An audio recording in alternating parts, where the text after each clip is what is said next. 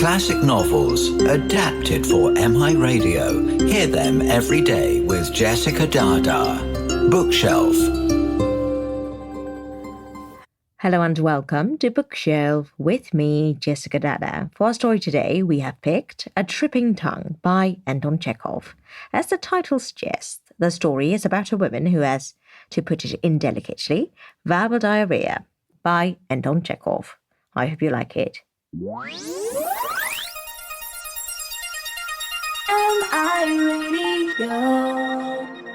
Natalia Mialovna, a young married lady who had arrived in the morning from Yalta, was having her dinner and in a never-ceasing flow of babble was telling her husband of all the charms of the Crimea. Her husband, delighted, gazed tenderly at her enthusiastic face, listened and from time to time put in a question. "But they say living is dreadfully expensive there," he asked, among other things. "Well, what shall I say? To my thinking, this talk of its being so expensive is exaggerated, hubby. The devil is not as black as he is painted. Yulia Petrovna and I, for instance, had very decent and comfortable rooms for 20 rubles a day. Everything depends on knowing how to do things, my dear. Of course, if you want to go up into the mountains, to Petri, for instance, if you take a horse, a guide, then of course it does come to something. It's awful what it comes to. But, Vasitchka, the mountains there, imagine high mountains, 1,000 times higher than the church. At the top, mist. At the bottom, enormous stones, and pines. Oh, I can't bear to think of it. By the way, I read about those Tatar guides there in some magazine while you were away. Such abominable stories. Tell me, is there really anything out of the way about them?" Natalia Milalovna made a little disdainful grimace and shook her head. "Just ordinary Tatars, nothing special," she said, "though indeed I only had a glimpse of them in the distance. They were pointed out to me, but I did not take much notice of them. You know, hubby, I always had a prejudice against all such Circassians, Greeks, Moors. They are said to be terrible Don Juans. Perhaps. They are shameless creatures who—" Natalia Milalovna suddenly jumped up from a chair as though she had thought of something dreadful. For half a minute she looked with frightened eyes at her husband and said, accentuating each word, "Vasitchka, I say, the immoral women there are in the world. Ah, how immoral! And it's not as though they were working-class or middle-class people, but aristocratic ladies, priding themselves on their bon ton. It was simply awful. I could not believe my own eyes. I shall remember it as long as I live. To think that people can forget themselves to such a point as— Vasitchka, I don't like to speak of it. Take my companion, Yulia Petrovna, for example. Such a good husband, 2 children. She moves in a decent circle, always poses as a saint, and all at once. Would you believe it? Only, hubby, of course, this is entre nous. Give me your word of honour. You won't tell a soul?"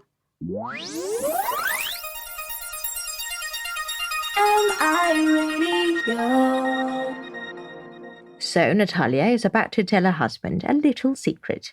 Let's now find out what it is. "What next? Of course I won't tell." "Honour bright? Mind now, I trust you." The little lady put down her fork, assumed a mysterious air, and whispered, "Imagine a thing like this, that Yulia Petrovna rode up into the mountains. It was glorious weather. She rode on ahead with her guide. I was a little behind. We had ridden 2 or 3 miles all at once. Only fancy, Vasitchka." Yulia cried out and clutched at her bosom. Her Tatar put his arm around her waist, or she would have fallen off the saddle. I rode up to her with my guide. "What is it? What is the matter?" "Oh," she cried, "I am dying. I feel faint. I can't go any further. Fancy my alarm." "Let us go back then," I said. "No, Natalie," she said, "I can't go back. I shall die of pain if I move another step. I have spasms." And she prayed and besought my Suleiman and me to ride back to the town and fetch her some of her drops, which always do her good. "Stay, I don't quite understand you," muttered the husband, scratching his forehead. You said just now that you had only seen those Tartars from a distance, and now you're talking of some Suleiman? There, you're finding fault again, the lady pouted, not in the least disconcerted. I can't endure suspiciousness. I can't endure it. It's stupid, stupid. I am not finding fault, but why say what is not true? If you rode about with Tartars, so be it. God bless you, but why shuffle about it? You're a queer one, cried the lady, revolted. He is jealous of Suleiman, as though one could ride up into the mountains without a guide. I should like to see you do it. If you don't know the ways there, if you don't understand, you had better hold your tongue. Yes, hold your tongue. You can't take a step there without a guide. So it seems.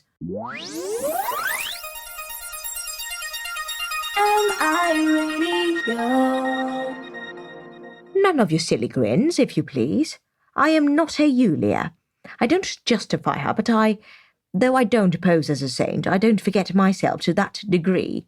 My Suleiman never overstepped the limits. No, Mehmetkul used to be sitting at Yulia's all day long, but in my room as soon as it struck 11, Suleiman, march, off you go, and my foolish Tatar boy would depart. I made him mind his P's and Q's, hubby. As soon as he began grumbling about money or anything, I would say, how? What? What? And his heart would be in his mouth directly. His eyes, you know, Vasichka, were as black, like coals, such an amusing little Tartar face, so funny and silly. I kept him in order, didn't I, just? I can fancy, mumbled her husband, rolling up pallets of bread. That's stupid, Vasichka.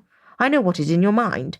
I know what you're thinking, but I assure you, even when we were on our expeditions, I never let him overstep the limits.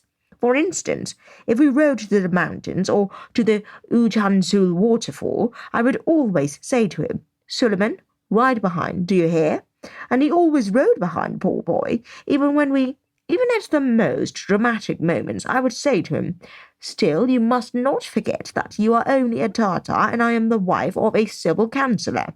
The little lady laughed, then looking round her quickly and assuming an alarmed expression, whispered, This is MI Radio, your number one international radio station.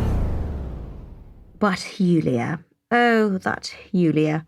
I quite see, Vasichka. There is no reason why one shouldn't have a little fun, a little rest from the emptiness of conventional life. That's all right. Have your fling by all means. No one will blame you, but to take the thing seriously, to get up scenes, no.